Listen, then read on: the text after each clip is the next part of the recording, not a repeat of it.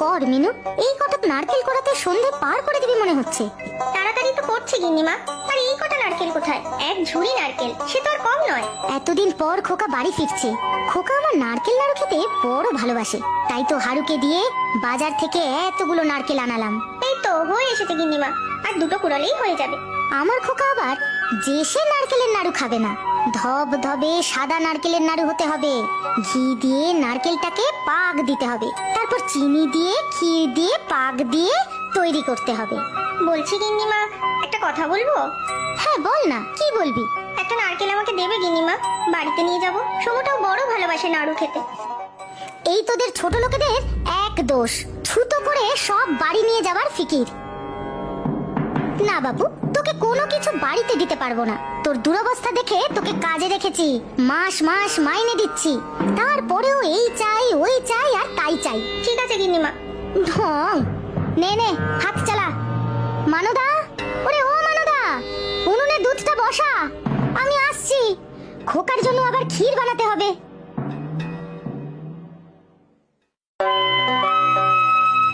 কি রে, আমি কখন থেকে খাবার আগলে বসে আছি, এতক্ষণে সময় হলো আসার? জানো মা, আজ গাছে ওঠায় ও পাড়ার পটলাকে আমি হারিয়ে দিয়েছি। হয়েছে হয়েছে, এবারে হাত মুখ ধুয়ে খেতে আয়।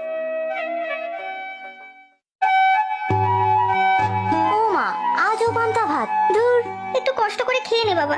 তুমি যে বলেছিলে নারকেলের বড়া বানাবে একদিন। বানাবো, একদিন বানাবো, আজ এটা দিয়ে খেয়ে নে বাবা।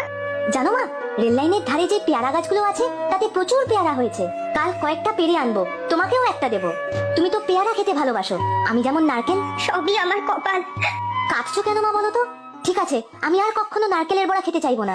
আমাদের একমাত্র ছেলে তুই, কত আদরের। তোর ছোট ছোট ইচ্ছা আমি মা হয়ে পূরণ করতে পারি না। তোর বাবাও অকালে চলে গেল, টাকার অভাবে তোর স্কুলে যাওয়া বন্ধ হয়ে গেল। আজ গিন্নিমার কাছে একটা নারকেল চাইলাম, কত কথা শুনিয়ে দিল। তুমি কেন চাইলে মা? আর কখনো তুমি আমার জন্য কারোর কাছে কিছু চাইবে না। আমার দরকার নেই নারকেলের নাড়ুর, নারকেলের বড়ার, আমার এই পান্তা ভাতই ভালো। আমার সোনা ছেলে, আজ খেয়ে নে বাবা। তুমিও খাও মা, আর দেখো একদিন আমি অনেক বড় হব, তখন আর তোমার কোনো দুঃখ থাকবে না। বলি এতগুলো কাজের লোক পুষছে কি মুখ দেখতে? কাজের সময় কাউকে পাওয়া যায় না, সব কটাকে দূর করে দেব। কি হয়েছে গিন্নিমা? হয়েছে আমার মাথা আর মুন্ডু। বলি তোরা কি সবাই সাপের 5 পা দেখেছিস? কি করতে হবে বলো, আমি করে দিচ্ছি। গাছে ভর্তি ডাব হয়ে আছে, কিন্তু পেরে দেবার একটা লোক নেই। খোকা আমার ছোটবেলা থেকেই ডাব খেতে কত ভালোবাসে, এতদিন পর আসছে ছেলেটা। গিন্নিমা, আমার ছেলে সমু খুব ভালো গাছে চড়তে পারে, ওকে ডাকবো? তা হাঁ করে দাঁড়িয়ে দেখছিস কি? ডেকে আন, কিন্তু ঠিকঠাক করে করতে পারবে তো? পড়ে গিয়ে আবার না হাত পা ভাঙে। না না, ও ঠিক পারবে, আমি এখনই ওকে ডেকে আনছি। প্রণাম কর সমু, ইনি আমাদের গিন্নিমা। থাক থাক, বলি যে কাজের জন্য তোমাকে ডাকা হয়েছে, সেটা কি পারবে? হ্যাঁ, খুব পারবো। আমার মতো গাছে উঠতে কেউ পারে না। তাহলে যাও, এখানে দাঁড়িয়ে সময় নষ্ট না করে ডাবগুলোকে পেরে ফেলো। আর কাজে ফাঁকি দিয়েছো কি, ঘাড় ধরে মা ছেলেকে বাড়ি থেকে বের করে দেবো।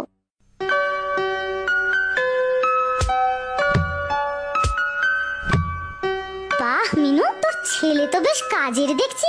হ্যাঁ গিন্নিমা, ও গাছে ওঠায় ওস্তাদ। যা মিনু, ডাবগুলো সব ঝুড়িতে তুলে ভাড়ার ঘরে মানদাকে দিয়ে আয়। আর তুমিও এবার এসো খোকা, পরে কখনো দরকার পড়লে ডাকবো। এই নাও গো মানো দাদি, সব গুনে রাখো দেখি। আবার গুনে রাখার কি আছে?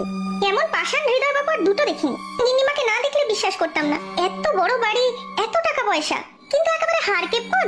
কি হয়েছে বল দেখি? গিন্নিমার নাকি ছেলে আসবে, তাই একেবারে আয়োজনের শেষ নেই। সেদিন কম করে 10টা নারকেল কোড়ালাম, একটা নারকেল চাইলাম সমুর জন্য, কি মুখটাই না করলে। গিন্নিমা এইরকমই, কথায় কথায় রেগে যায়, আবার আমাদের ভালোবাসে খুব। ভালোবাসি না ছাই, এই যে আজ গরমে তেতে পুড়ে আমার সময় গাছে উঠে ডাব পেরে দিল। একটা ডাবও তো ছেলেটাকে দিতে পারতো। যাদের বেশি থাকে তারাই বেশি কৃপণ হয়। তুই এখনো গিন্নিমাকে চিনিস নি মিনু?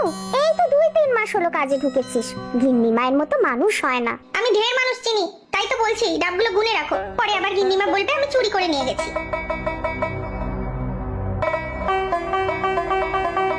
খুব কষ্ট হচ্ছে বাবা, মাথাটা খুব ব্যথা করছে মা। গাটাও জ্বরে পড়ে যাচ্ছে। কি যে করি, একটা ডাক্তার যে ডাকবো সেই ক্ষমতাও নেই। তুমি কেঁদো না মা, আমি ঠিক আছি। না না, আমি একটু জল পট্টি দিচ্ছি তোর কপালে। মানদা,